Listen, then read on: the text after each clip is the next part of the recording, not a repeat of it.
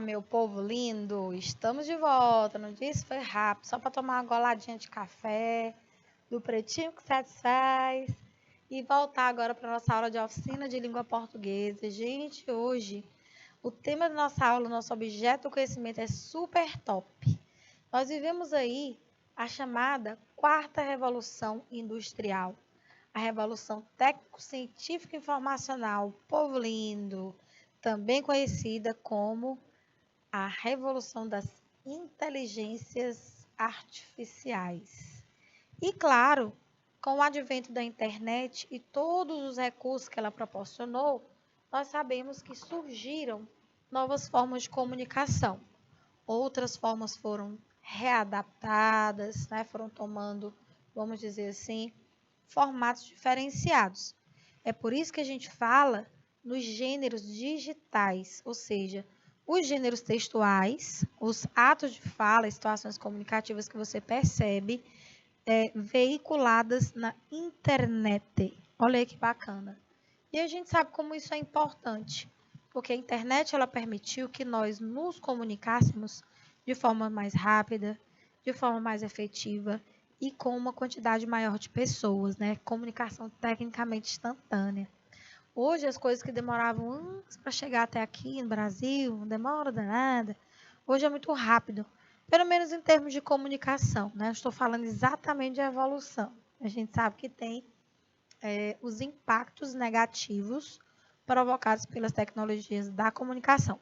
Mas a nossa aula de oficina tem a proposta de hoje apresentar para vocês o que são os gêneros digitais, fazendo reflexão aí dentro de gêneros que circulam na internet, ou letras de músicas que já trouxeram, por exemplo, uma crítica a respeito dessa linguagem digital, desses gêneros que surgiram dentro da internet a partir dela, ou então que de alguma forma passaram a existir dentro dela. Então a gente diz assim: existem gêneros que são eminentemente digitais, ou seja, gêneros que surgiram mesmo na internet como e-mail. Até então a gente não tinha notícia de e-mail, né? E outros gêneros que tiveram sua linguagem adaptada para o meio digital, como por exemplo, a carta. Eu creio que dificilmente você se depare com uma carta pessoal escrita à moda antiga, ou seja, no papel de carta, com a canetinha colorida, do jeito que a gente gostava de escrever cartas pessoais para nossos parentes, nossos amigos, os crushes, né? Então, essa carta ela ganhou o formato digital, com certeza.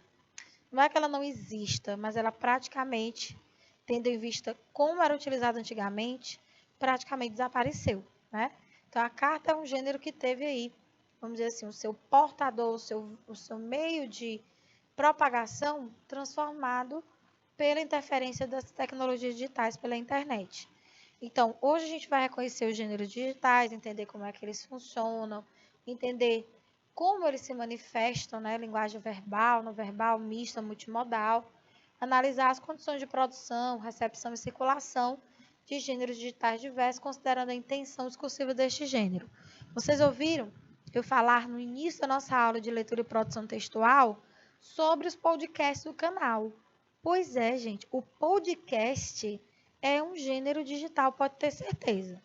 Claro que o podcast é um gênero em si que agrega muitos outros gêneros, porque você tem podcast de todo jeito. Você tem podcast que narra, você tem podcast que ensina, você tem podcast que informa, você tem podcast que argumenta, você tem podcast que descreve, enfim. Para todas as tipologias textuais existem podcasts, por isso que a gente vê o mundo de podcast em termos de gêneros, né? Circulando aí na internet. O interessante do formato podcast é que você pode ouvir na hora que você quiser.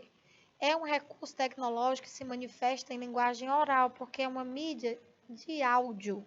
Ou seja, você vai botar um fonezinho de ouvido ou não, basta você ter aí um aparelho, né, um celular, um tablet, que você possa conectar à internet e poder ouvir o podcast, entendeu? A gente fala em fone de ouvido para você ouvir ali mais tranquilamente, não incomodar ninguém, entendeu? Mas é isso. Então, os canais, aliás, o canal do canal está com novos podcasts. Gente, falei para você, não esqueça. Educação física, vou repetir. Biologia, redação, aí, galera. Super dicas, tá? inclusive em projetos de vida e história. Então, não deixa de ouvir os nossos podcasts para você se informar mais a respeito desses componentes curriculares, tá? E entender, evidentemente, mais sobre esses gêneros, tá? Aí não é cartaz educativo, não, foi só um vacilo. São gêneros digitais mesmo. Olha aí, ó.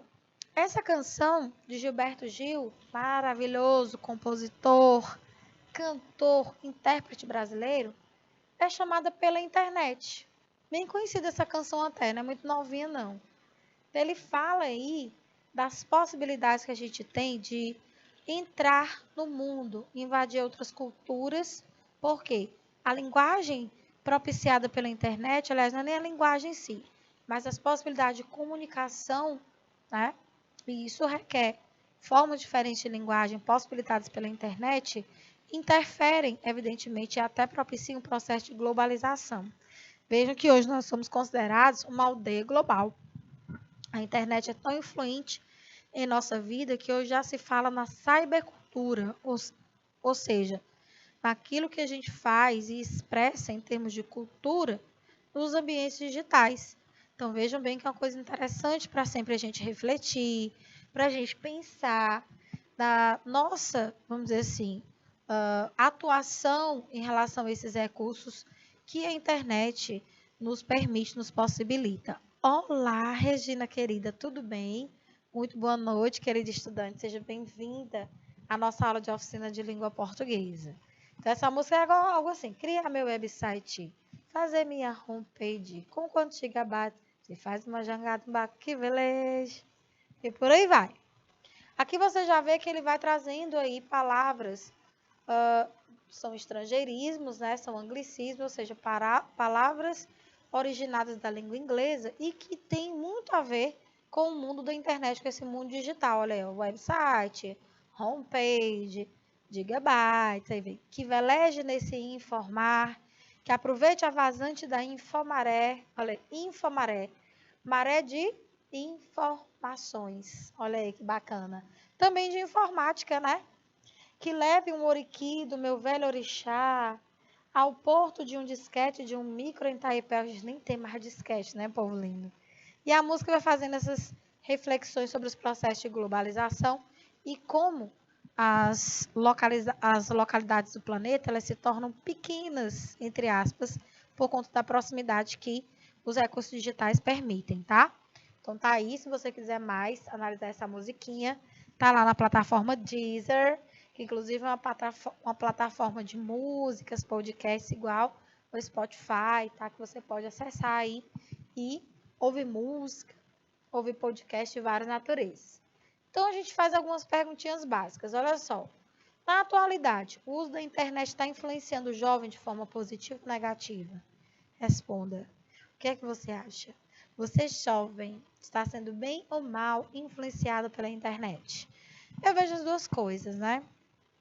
Eu vejo que a internet possibilita aos jovens formas diferentes de comunicar, permite uma possibilidade de adquirir mais conhecimento. Porém, se esse acesso à internet, aos gêneros que ela traz, que são muitos gêneros digitais, ele não for controlado, ele não for vigiado, principalmente se tratando de jovens que devem ser conduzidos, ensinados por seus responsáveis, com certeza as consequências podem ser bem negativas, né? Bem perigosas. Então, tudo depende da forma como nós lidamos com essas inovações tecnológicas. Tudo depende do chamado bom senso, equilíbrio sempre. Então, eu vou responder das duas formas. Sim, tem coisas positivas, tem impactos positivos, mas também tem impactos negativos. Ninguém pode negar isso, né? Os estudantes têm usado a web, internet, Web World Company, o www, o famoso www, como ferramenta educacional ou apenas como diversão e entretenimento? Ambos. Mas se a gente for considerar e deixar o jovem solto, ele vai usar muito mais como ferramenta de diversão e entretenimento, né? Você pensa que o menino está assistindo uma videoaula, está lá ligado nos vídeos do YouTube, né? Fazendo o que não deve, em vez de estar estudando. Então, é por isso que, principalmente, em se tratando de crianças, jovens e adolescentes, tem que haver uma vigilância maior, tem que haver um controle maior por parte dos pais, dos responsáveis da escola, da sociedade como um todo. Porque a gente sabe que jovem, ele só vai no controle e vai, evidentemente, aí seguir os exemplos positivos, se, claro, ele for estimulado a isso. Você acredita que a linguagem utilizada na internet atrapalha a linguagem culta? Pode sim atrapalhar. Pode, acredito que sim. Embora nem sempre. A gente tem os chamados vícios. Esses vícios também ocorrem no uso da linguagem. Isso a gente vê na fala, como por exemplo as adições vocabulares, não é? Não vou dizer que o sotaque é um vício, mas certas expressões que a gente utiliza que mostram, por exemplo, que a linguagem está meio viciada. Então, sim, a internet pode provocar isso. Se o jovem, por exemplo, que está ali acostumado a teclar com os amigos, no WhatsApp ou em outra plataforma de comunicação, utilizando o famoso internetês, por exemplo, a alteração do advérbio não para não, escrito assim, ó, N-A-U-M, e ele levar isso aí até uma prova, que é um documento, isso é complicado, porque todo documento exige registro padrão, linguagem formal. Então, o jovem também precisa ser, vamos dizer assim, orientado nesse sentido, de entender que nem sempre a linguagem que ele emprega na internet pode ser empregada em outros ambientes. Porque a gente sabe que essa linguagem empregada na internet em geral, ela é pautada no registro informal, repleta, como eu disse, de marcas de oralidade, ou seja, características da fala que invadem a escrita. Já falei para você, presença de palavras repetidas, expressões que indicam uma conversa, tá, né, enfim, tá? As reduções vocabulares, como eu falei, então cuidado. Esse texto é uma crônica que eu achei super interessante, que faz aí uma reflexão exatamente sobre esses gêneros digitais, né? Ó, Twitter gerou filhote, é twittar, ou seja, essa rede social, aí, como é o nome do homem que é dono dela, meu Deus, Elon Musk, ela deu origem a um verbo que nasceu a partir do neologismo, né? A terminação de verbos da língua portuguesa, a, com a vogal temática, e a desinência modo temporal de infinitivo, que você percebe ao final de verbos como amar, cantar, falar, estudar, andar, e aí com a palavra to eat, do inglês, to eat, mas a twittar. Ou seja, twittar é você empregar o Twitter, mandar mensagens via Twitter. Então, ele dá nomeação de milhões de pessoas mundão afora, cadastradas, ou seja, tendo uma conta no site, né, desse aplicativo. Elas entram no microblog mais popular do planeta e dão um recado. Então, falam coisas pertinentes, falam também muitas bobagens, dissipam ódio. Tem muita coisa aí que a gente vê, né, de ruim nesses gêneros digitais. Falam de si, fazem perguntas, bisbilhotam, respondem a questões, comentam atos praticados por políticos, celebridades, anônimos ou por eles próprios. O espaço da internet é para lá de democrático, acolhe qualquer um, eu, você, ele. Entre os membros ilustres estão o presidente da República, autoridades dos três poderes, astros de Hollywood. Ao se inscrever, o novo blogueiro manifesta o desejo de seguir esta ou aquela pessoa. Passa então a ser avisado todas as vezes que a criatura posta algo. E se você ativar as notificações, né? Estrela ou gente comum, todos se submetem a um critério.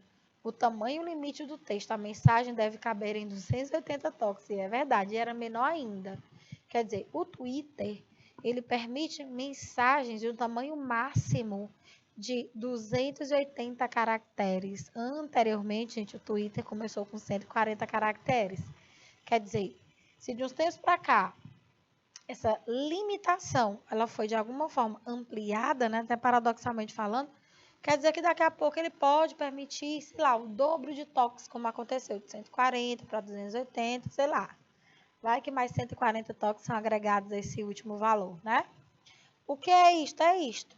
Aí a autora, ó, metalinguisticamente, colocou aqui 240 pontinhos. Depois você conta, 280, aliás. Que é, quando você atinge o limite de toques 280, pronto, aí você tem que mandar uma nova mensagem. Entendeu aí como é que funciona? Pois é. Convenhamos, é um desafio. Os esbanjadores verbais têm de conjugar o verbo poupar, ou seja, como você tem uma quantidade limitada de caracteres, ou seja, palavras e pontos e símbolos que você vai digitar, você tem que utilizar mesmo uma linguagem muito mais econômica, né? Para você dizer o máximo com o mínimo de toques. Então, vocábulos curtos expulsam os longos. Por isso que a pessoa, em vez de dizer está bem, ela diz tá. Só tá, né? Em vez de escrever você, ela escreve VC. Às vezes escreve só um Czinho, C. Tudo por quê? Porque esses espaços exigem economia de linguagem, como vocês estão vendo, né? O Twitter é um. Entre só e somente, por exemplo, não há dúvida, dá-se vez a só, porque é uma palavra muito menor que diz a mesma coisa. As abreviaturas entram em cartaz, ou seja, abreviaturas são formas de você reduzir a palavra. E nós temos aí alguns tipos de abreviaturas interessantes na nossa língua. A gente tem as famosas siglas, né? Que é quando você reduz um nome composto normalmente as iniciais de cada palavra que compõe esse nome, tá? Ou quando você reduz literalmente a palavra pelo corte de sílabas, normalmente as sílabas finais, por exemplo, o nome da pessoa é Fátima, você chama de Fá, é Luísa ou Lúcia, você chama de Lu, tá? É Antônia, você chama de Tonha, olha aí. Então, não só as tradicionalmente conhecidas aceitas e estudadas na escola, mas também as abominadas pelos críticos da sala de bate-papo. Ali, que vira aqui, não, que vira SN e continua em cima, porque que vira PQ, beijo que vira BJ, você que vira BC, também que vira TB, e por aí vai. A criatividade e a compreensão funcionam como baliza, nada mais. Então, é dessa economia vocabular que a autora fala, numa linguagem, tá?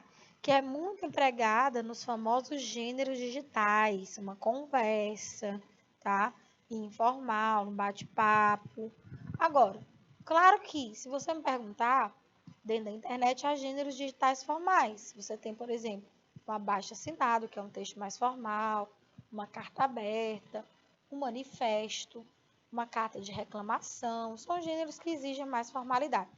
E evidentemente que esse tipo de linguagem aqui, ó, reduzida pra caramba, informal pra caramba, não é bem-vinda nesses contextos, tá?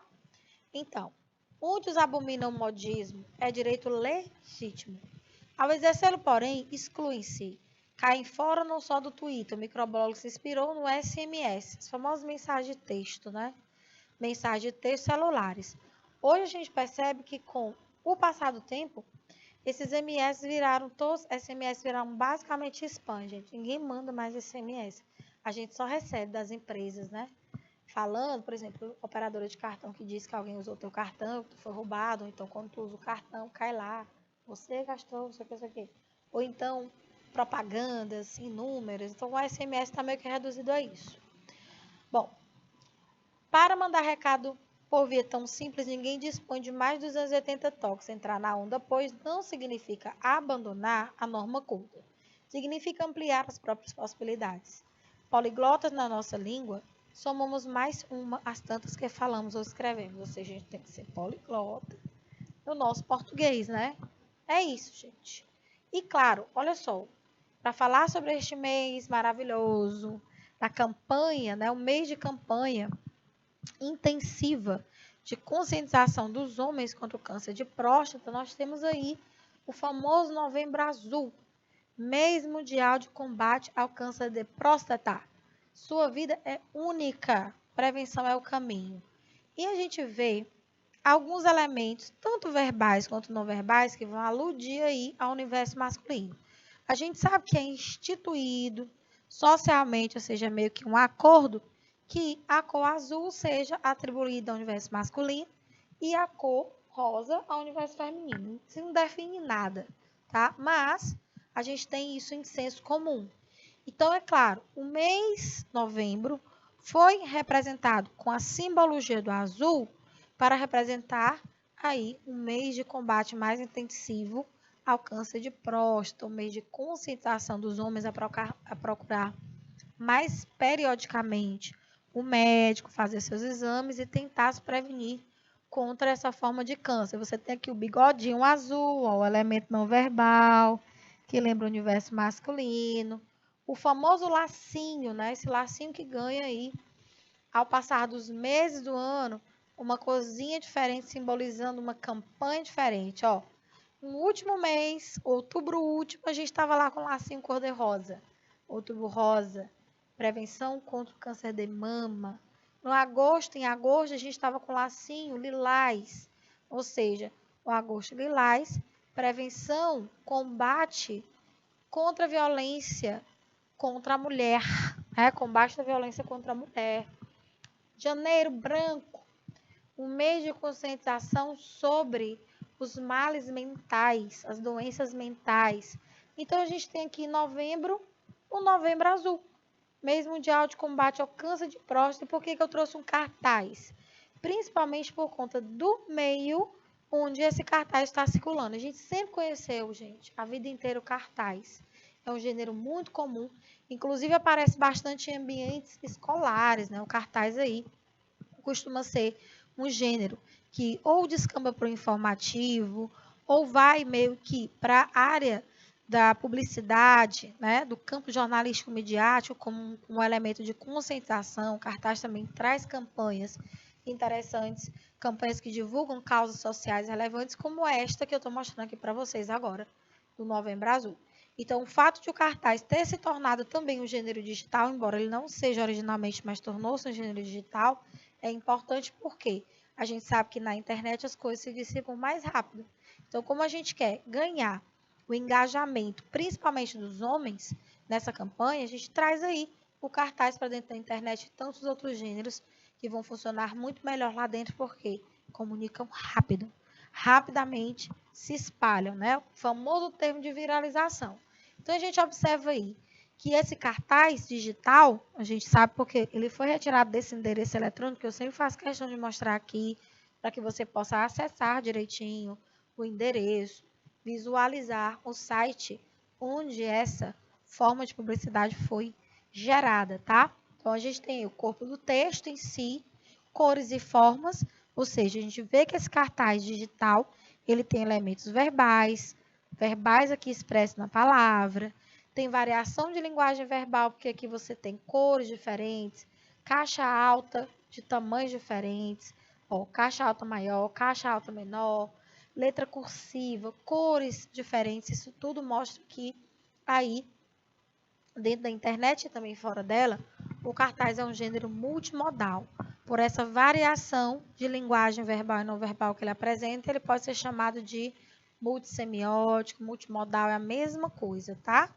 O lacinho que representa, a própria simbologia da cor azul, ó, a gente tem também texto não verbal, a cor azul e o que ela representa é texto não verbal, o lacinho, a forma dele é texto não verbal, o bigodinho aí seria um índice, né, indicativo do universo masculino, é também um elemento não verbal, tá?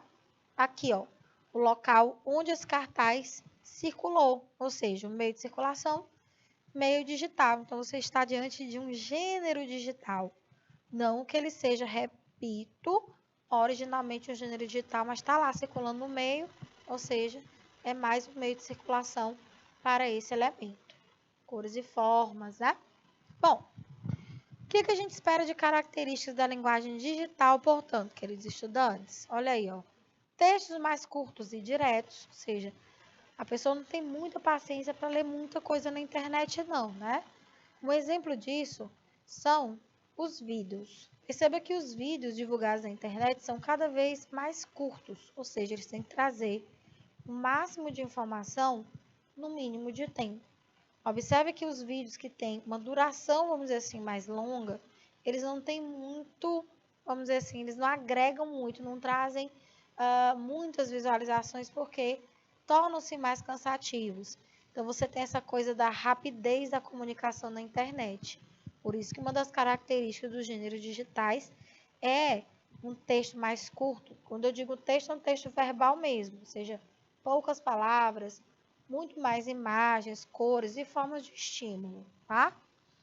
Diálogo entre elementos verbais e audiovisuais, ou seja, você vê que os gêneros em formato de vídeo apresentam todos esses recursos aí, mais alguns. Então, as multissemioses, ou seja, as diferentes formas de manifestar a linguagem dentro da internet são múltiplas. Por isso que a gente tem muitos gêneros multimodais, tá? Circulando aí nesse ambiente. Presença de hipertextos, ou seja, um hipertexto é uma possibilidade que você tem de, numa ordem aleatória, fazer outras pesquisas, acessando outros textos. Você está lendo um texto aqui, por exemplo, na página da Wikipedia. Aí você tem lá vários linkzinhos azuis. Perceba, cada linkzinho daquele azul é um elemento que vai te direcionar para uma outra página. Então, isso aí no ambiente digital é o que a gente chama de hipertexto, a possibilidade de você estar ali inicialmente um texto, dali você pular para outro, e da página para onde você for direcionado, você ser direcionado a outra, isso aí vira praticamente um loop infinito, né? Se você não se cansar. Então, você vai rodando, rodando, rodando até...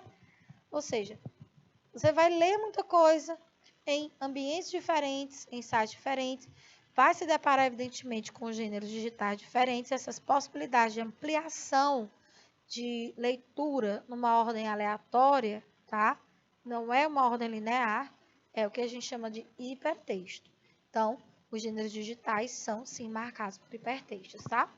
Abreviaturas, que é a linguagem mais curta, iterativa, porque ela vai mostrar para a gente, por exemplo, as figurinhas, tá? O maior sucesso no WhatsApp, eu amo sua logo das figurinhas, inclusive, né? São textos iterativos em formatozinho curtinho, né? De gráficos aí sobrepostos que geram aquele movimentozinho rápido. Isso tudo teve origem no GIF, que é o Graphic Informat...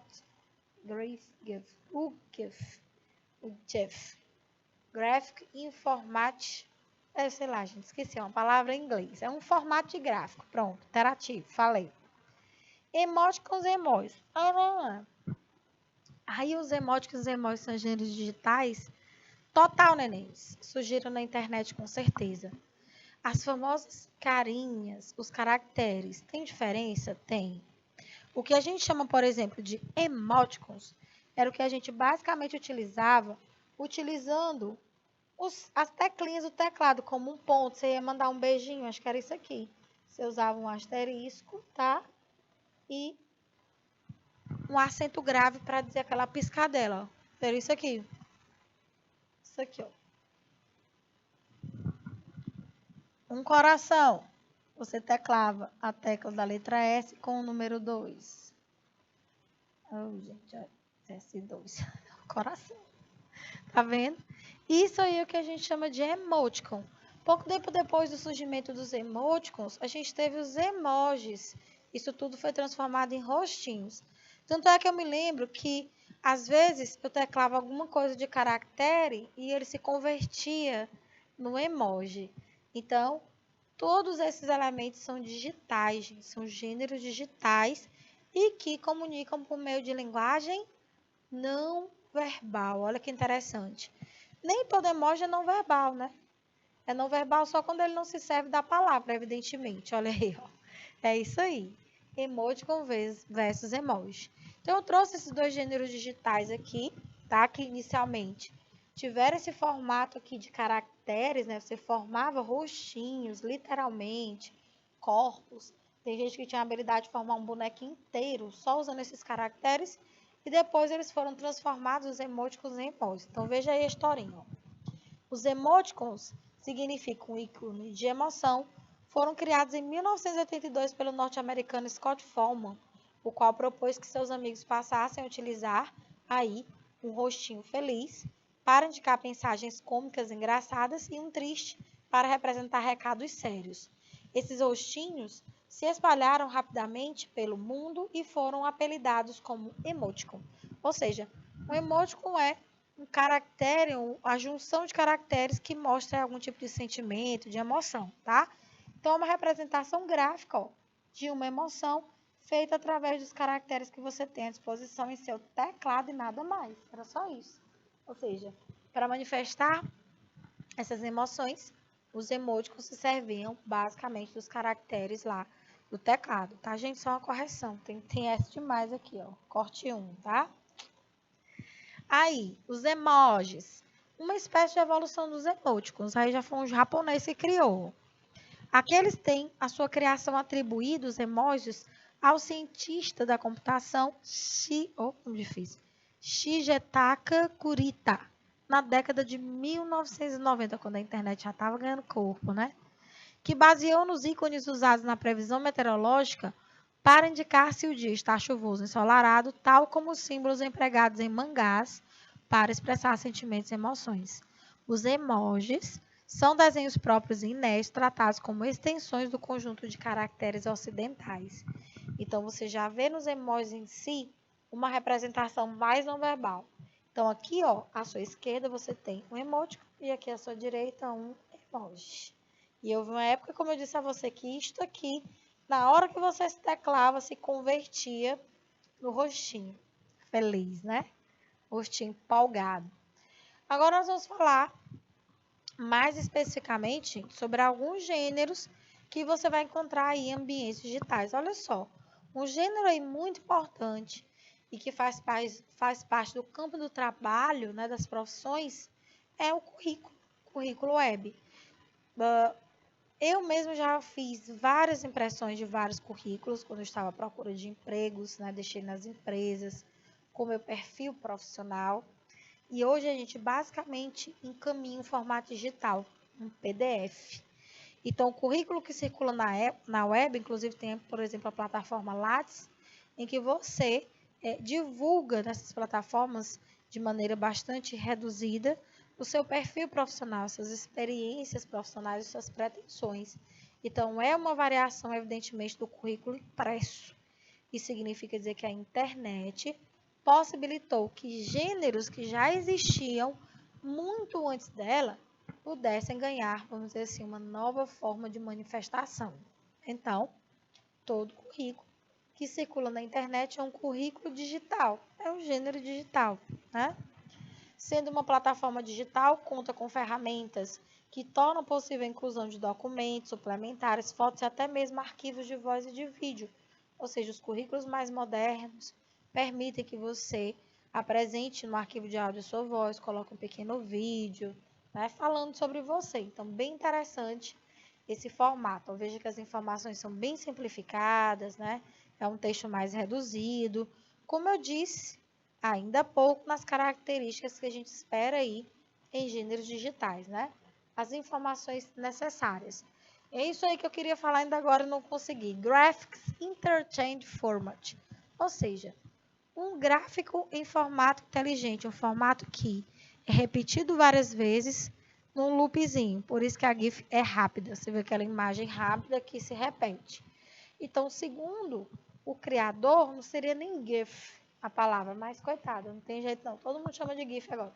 Ele disse que era GIF, olha só. Bom, GIF é uma sigla que remete tanto à estrutura do conteúdo quanto à extensão do arquivo digital. É um gênero digital, viu, gente? Com certeza. Trata-se de uma montagem de imagens que se sucedem automaticamente, criando uma espécie de vídeo curto. Ou seja, várias imagens sobrepostas, ali colocadas uma em cima da outra, vão permitir, a partir dessa sobreposição, uma repetição curta. É isso que é o GIF, assim, explicando mais diretamente, né? Geralmente os GIFs aliam textos verbais e não verbais e tornam a comunicação rápida, eficiente e dinâmica. E os GIFs deram as famosas figurinhas de WhatsApp, né? Que você emprega também no Telegram, ou seja, o nome dos bichos, stickers, né? Na língua inglesa são os stickers. Olha aí, gente, esse GIF triste. E foi um GIF que surgiu assim que o Roberto Bolanhos, ou seja, o ator que representava essas personagens eternas, o Chapolin Colorado e o Chaves, veio a óbito. Então, você vê, literalmente, ele terminando de filmar e saindo de cena. Então, você vê que o formato de imagens sobrepostas provocam essa repetição, esse loopzinho. É rápido, o GIF é rápido. Que você vai ver repetição, repetição, repetição, né? Tá aí. Chapolin Colorado. Fanfiction. Eu acho massa isso aí, é um gênero digital bacana, tá? É uma situação que dentro da internet Os fãs de uma determinada revista em quadrinhos, de uma série, tá? De um filme, uma trilogia, por exemplo, como a do Senhor dos Anéis, a Torre não sei das quantas, Harry Potter, cria, gente, uma revista, tá? Digital que dá continuidade às histórias, ou dá outros finais, ou dá um outro argumento para elas. É bem interessante. Fanfic, ou uma redução que vem de fanatic e de fanfiction, ou seja, fãs de ficção, fanáticos por ficção, fanfic, é uma revista de fãs. Olha aí, ó. Essa é a comunicação preferida entre fãs e aficionados de literatura e cinema. Fanfiction, ou simplesmente fanfic, é na verdade um novo gênero literário, olha só. Digital, hein? Novo gênero digital literário, ó, desenvolvido por fãs de personagens de livros, quadrinhos, games, filmes ou séries. Um jogo muito famoso, Minecraft. Gente, tem fanfic aí que vocês nem imaginam relacionado a esse jogo e tantos outros games aí famosos, né? Que escrevem seus roteiros a partir de narrativas já existentes. Traduzindo uma fanfic, é uma história de ficção criada por fãs que se tornaram eles mesmos autores de novas tramas e argumentos para seus heróis favoritos. Olha aí, teve gente que criou fanfic, por exemplo, para Game of Thrones, uma das séries mais aclamadas, né? Desse universo de plataformas de streaming, se não me engano, Game of Thrones é da Netflix, tá? Teve aí fanfics direcionadas a outra série, uma das mais famosas de séries zumbis, The Walking Dead. Olha aí, que top, hein? E com certeza deve ter os fanfictions da Casa de Papel, La Casa de Papel. Outra série super famosa aí dessas plataformas de streaming. Vlog. Gente, vlog é uma abreviação de videolog, ou seja, é o YouTube, meu povo. É um formato de vídeo, tá? E evidentemente que você sabe que existe uma das plataformas mais famosas, se não a mais famosa, que é o YouTube. Ou seja, você no YouTube, você tem o seu canal no YouTube, como o canal tem o canal dele, né? Divulgação das nossas aulas. Estamos aqui ao vivo e a cores agora. E dentro dessas plataformas de vídeo, você tem os famosos vlogueiros, ou seja, os YouTubers, aqueles que promovem conteúdo aí que vai ser divulgado dentro da internet. Então, o gênero derivado do blog, tá? A grande diferença está no formato da publicação, já que o conteúdo do vlog, ou seja, o videolog, é um blog de vídeo, é um vídeo publicado sobre um tema e não um texto escrito, porque o blog se restringia basicamente a um texto verbal. O vlog é áudio-vídeo, entendeu? Então, o produtor de videoblogs ou simplesmente vlogs é conhecido como vlogger ou vlogueiro. A gente prefere chamar dentro do YouTube de YouTuber. E agora eu vou mostrar para vocês o YouTuber que ninguém conhece, nada famoso. Garotinho. Ganhou inclusive a fama, né, nacional, quiçá mundial.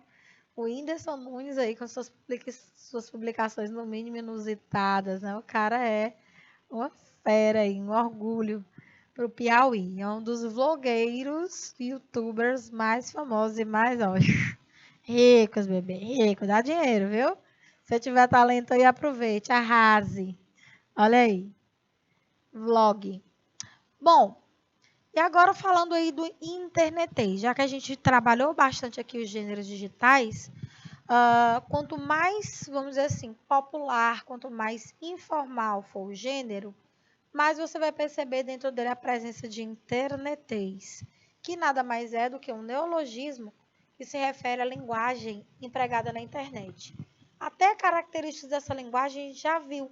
Costuma-se observar que essa linguagem especial ela não respeita as regras da gramática normativa, é cheia de reduções vocabulares, modismos linguísticos, palavras e expressões que naturalmente os grupos sociais vão divulgando nessa vivência mais popular, vamos dizer assim, menos formal.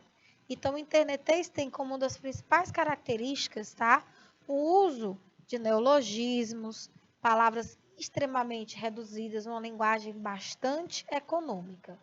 Então, é uma escrita, ó, que não respeita as normas gramaticais utilizadas em contextos virtuais na internet. Forma de escrita usada na internet, definida especialmente pela abreviação das palavras, ou seja, o encurtamento literal das palavras, pela falta de pontuação, de acentuação e por demais aspectos que caracterizam esse tipo de linguagem, tá? Muito criticada, inclusive, porque não é que ela não tenha seu valor, não é isso, mas os jovens usam tanto que termina prejudicando a aprendizagem das regras da gramática normativa super necessária para que a pessoa demonstre conhecimentos quando houver necessidade num gênero, por exemplo, que exige uma linguagem mais formal, como ocorre com a dissertação escolar, como ocorre numa editorial, num artigo de opinião, né? Então, a pessoa fica desprovida de conhecimento de tanto que usa o internetês. Como eu disse ainda agora, tudo é equilíbrio. Nesse pedacinho de tirinha de Maurício de Souza, você tem aí exatamente o internetês, ó. Essa reprodução da letra K, KKKK repetida, é para simbolizar, para significar uma gargalhada. Ó, não entendi nada. Olha como é que aparece o pronome nada, só ND, não entendi nada. E o não? Não, quer dizer, a pessoa grafa uma palavra maior do que aqui de fato, vamos dizer assim, a representativa original é. Então, a escrita digital, ela é marcada nesses gêneros menos formais por abreviaturas, alongamento de vocábulos, isso aqui, ó. Ó, kkkkkkk, alongamento de vocábulos é isso aí, ó. Uso repetido de sinais de exclamação, interrogação, reticências, marcas de oralidade, ou seja, características da fala que terminam invadindo a escrita. Além disso, é marcante a utilização também de recursos extraverbais, como emoticons, ícones de emoções, utilizados para expressar aí, evidentemente, sentimentos, estados de espírito, condições físicas ou psicológicas do ser. Exemplo, ó, alegria, sorria, você está sendo filmado. Tristeza, decepção, essa carinha triste aí. Então, de certo, que o fato de, sendo originados na internet ou não, os gêneros que circulam lá dentro reproduzem mais uma forma ou mais formas de nós conseguirmos aí obter informação, obter contato com o outro, mas sempre fazendo aquela reflexão de que esse uso deve ser pautado no bom senso, no respeito, nas regras que fazem de nós seres sociais. Então, a gente precisa sempre demonstrar em tudo que vai fazer, seja na internet, fora dela, respeito ao outro, tá? Essa foi a nossa aula sobre gêneros digitais em oficina de língua portuguesa. Espero que você tenha aprendido muito e se sinta motivado, curioso para pesquisar sobre mais gêneros digitais. A todos agradeço a presença, uma ótima noite e até a próxima. Tchau, tchau.